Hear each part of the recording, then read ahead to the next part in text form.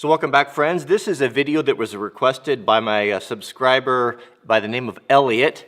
He said that he had come across a tuna can or a sardine can, looks more like a sardine can, survival kit on Amazon and wanted me to do a cheapest survival kit review on Amazon video. So that's what we're going to do today. So I got it here, I ordered it, I think it was about $12, and I have no idea what's in here. Actually, I took the sticker off there so that we could all be surprised together. So let's open it up and see, is this is this a legitimate survival kit? They said something like 32 or 36 items inside, which is hard to believe. I've not had the best of luck with these little tiny survival kits, but you never know. Let's find out. So it's sealed, and that's what's nice. It's going to be all waterproof, so maybe it is a viable option here. So let's start at the top and find out what is inside of here. It is packed tight. I'll give them that. All right, first things first. What do we have here? We've got duct tape. A pretty good amount of it, probably about 12 inches of duct tape. Is it quality duct tape? Because not all duct tape is created equal. Some of it is well, not as good as others, but if it's pretty good duct tape, what could you use that for? Oh, you could patch a tent with it. You could secure something. Yeah, you just can't go wrong with duct tape. I think that's probably a good feature. Next, it's a little sandwich bag. That's nice if you needed to, is it big enough to put a cell phone in? If you needed, a lot of us rely on cell phones for navigation, and most of them are not waterproof, so I like that. That's handy. Also, you could use it as an impromptu canteen. You could put a little bit of water in there. I mean, it's hard to carry water. If you think about it, if you don't have a canteen, how would you carry water? I mean, you're going to cup it in your hand? No. Is it a lot of water? No, it's not a lot, but it's something. I think that's a great feature. Here, let's stick it on there. It's a little bit windy out here. Oh no, get out of here. All right, next we have paper matches, just your standard paper matches. Maybe wooden matches would be a better option. These are a little bit fragile when it comes to moist areas, but better than none. I think that's probably a good option. I don't know that you would even get the wooden matches inside of one of these containers. It's very small. This is actually pretty, this is a pretty cool kit. We have a razor blade. Razor blade, I mean, if you don't have a knife and you need to cut something and you need to do maybe some first aid or dig something out or cut, I mean, that's a great option. I mean, pound for pound, it's hard to beat capability of a razor blade for just, a bazillion different reasons. I actually one time cleaned a fish with a razor blade. It's totally possible. We have in here a little bit of cord wrapped up in some green frog tape. Man, they spared no expense. That's the expensive stuff. This is a braided cord of some sort. Looks actually pretty good stuff. Could you use it to replace a bootlace or a shoelace? Possibly. I know they probably say in the instructions that it's, you could make some sort of an animal snare with that. Good luck. I don't have a lot of experience making animal snares. But I know enough about animals that it's probably not an easy thing to do, even for experienced guys. But that's handy. Very small. Maybe they should have put a little bit more. It would have been nice to have 5 or 6 feet of that, but better than nothing. We've got 2 safety pins. Those are super handy. One time I fixed a backpack strap, hunting that had come unstitched. I had several of these in my kit. These are not very high quality ones. I mean, you can feel the spring on there. They're pretty cheap. But you've got a large one and you've got a small one. I have also read in survival books of guys saying that they've actually caught fish with these. I'd like to see that. I don't think that maybe, I don't know. I'm not thinking that that's going to happen. We've got a tea light. A tea light. This is really good. My granddad, he always carried one of these in his hunting pack, And sometimes when we had wood that was, you know, if you're hunting like in the fall and there's a lot of snow on the ground and everything is wet, you know, even if you have good matches, it's hard to get a fire going. You could take this little guy or a little broken end piece of a candle, put it at the base and put some, you know, put some wood and tinder around it, and that will burn a long time. Not to mention having a little bit of light. I should tell you the story about my friend Charlie who got lost in a cave for 5 days. That's a whole nother story. This is nice. This is actually kind of unexpected. This is brass snare wire. This stuff's actually kind of, is it really brass? Is it solid brass? I think it is. This stuff's actually kind of expensive. This is, oh man, I mean, if you need to repair, this would be a better thing to repair something with, to use it like a really heavy duty sewing string or wire, or man, just having a piece of baling wire or something like that is beyond handy. And they gave us quite a bit here. How much is that? It's a chance of me getting that out without tangling it. There's 3 feet there, I'll bet. That's really nice, very nice. We have these little guys. What are these? These are, I imagine these are fire starters of some sort. Well, let's wait till the end and we'll test those to see if they work. So here we go. We've got redundancy. And they're matches and they're wax coated. Or they feel like they're wax. Yeah, they are wax coated. Someone has dipped the tips in these in wax to keep the sulfur and the igniter from getting ruined.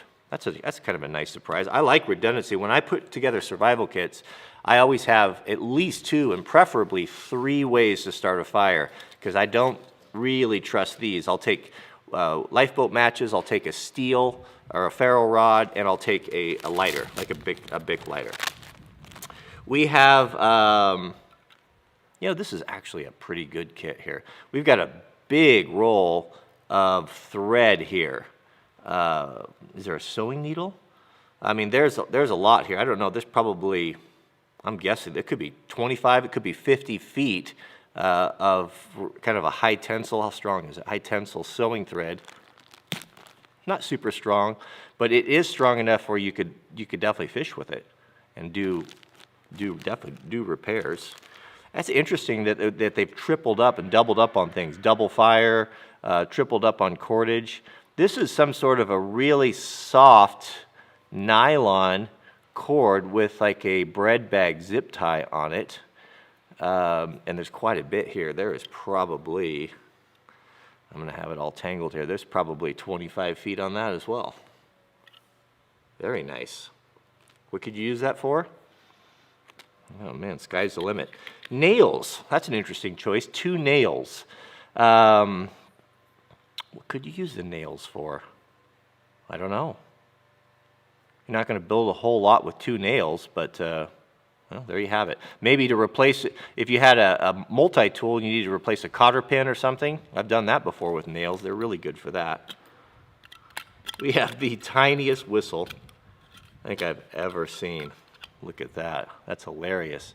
Not very high quality. Is it loud? Kind of. Medium loud. It's not like a Fox 40 or anything, but it is nice to have a whistle. Your voice doesn't carry very far, especially if there's wind. And if you get down, if you got down in a hole, let's say you were backcountry skiing or something, guys fall down in tree wells, they die all the time. When search and rescue comes around, after you yell for a couple hours, you lose your voice. And to have a whistle is, that's something I always put in a survival kit. Here we go. I was hoping this was going to be in here. It's a heavy-duty sewing needle. So this, in combination with the thread, is going to give you the ability to fix lots of stuff. I mean, you could fix shoes, you could fix a tent, you could fix, again, a backpack or clothing articles that go bad on you. Very good idea. I like that. We have of course, our just garden variety little oil-filled compass or spirit compass. The reason why they used to call them spirit compasses, because they would put alcohol in them, not water. If you ran water in there, they would freeze and they would crack. So alcohol, as we know, won't freeze. And it's actually pretty good. It is reading, get it away from I guess that's not non-ferrous. It is reading the correct direction. I do know that is true north. See, does it correct? Yeah, with a little, it's not, it doesn't have a super bearing on there, but with a little bit of fussing around, seems to work okay. I've seen worse than that one. We got a fish hook. Is it just one? Oh, nope, two. Yeah, you want to have a backup. Break your heart if you were fishing and you lost your hook on a snag and you didn't have a second.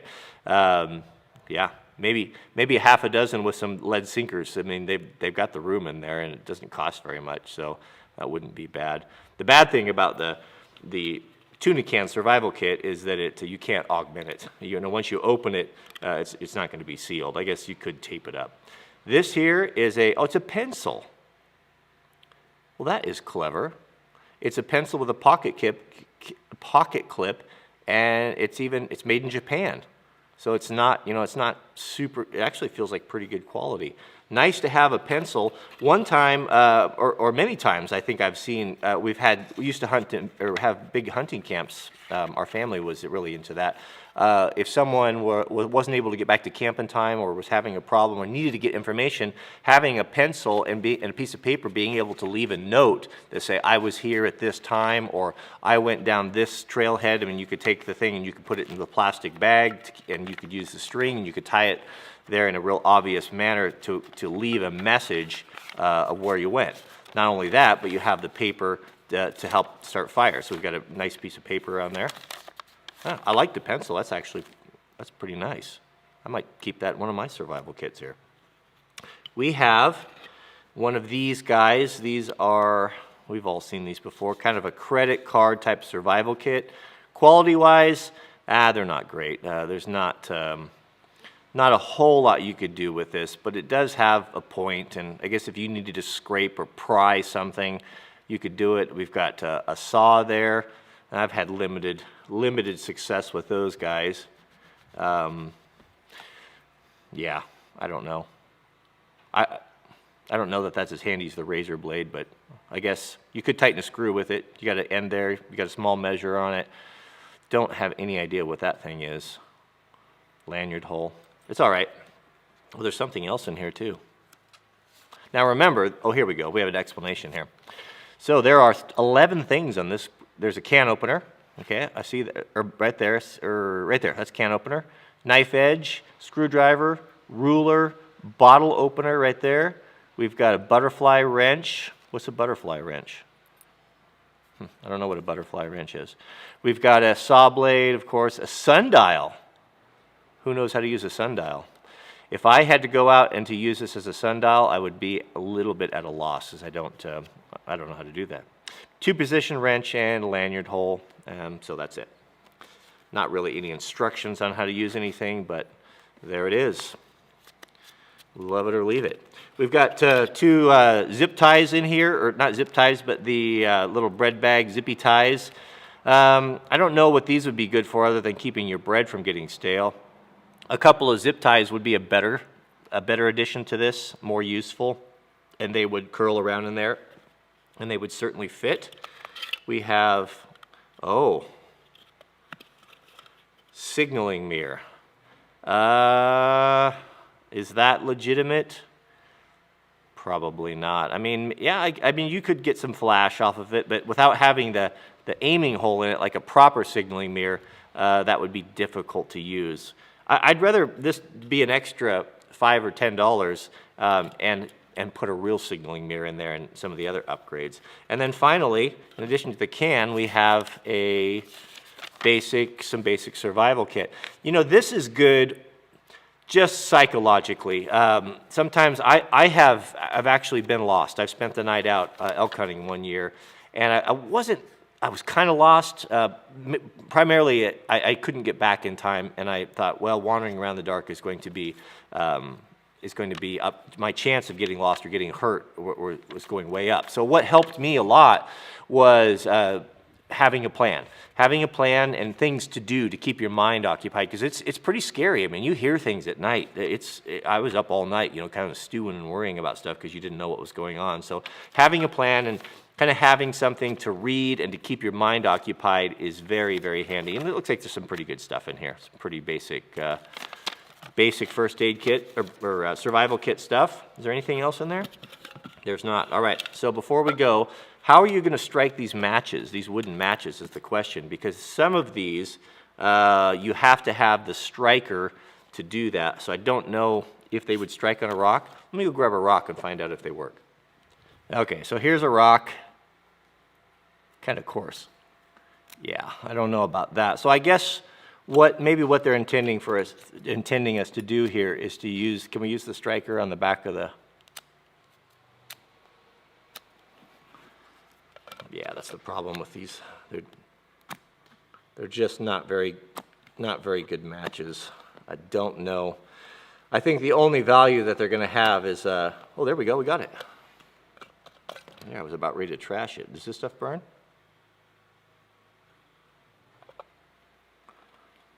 The fire starter? Yeah. It's really windy right now, so this is, of course, you know, when you need to start a fire, it's either going to be raining or windy. There you go. You've got two of them. I like the backup, man. You mess up or you drop one or lose one, to be able to have a backup there is super handy. So what's my conclusion on this? I'm actually pretty surprised. For $12, something that's super, super small, and if nothing else, just to give you something to do. If you broke down or got lost, to have a couple things, you know, to give you peace of mind, and maybe to do some slight repairs, and the whistle's okay. But this is a great idea. I think it would be cooler. Maybe what we should do is to get an Altoid type of can, something that you can reopen, and I would choose a lot of the same things that we have here, only better quality.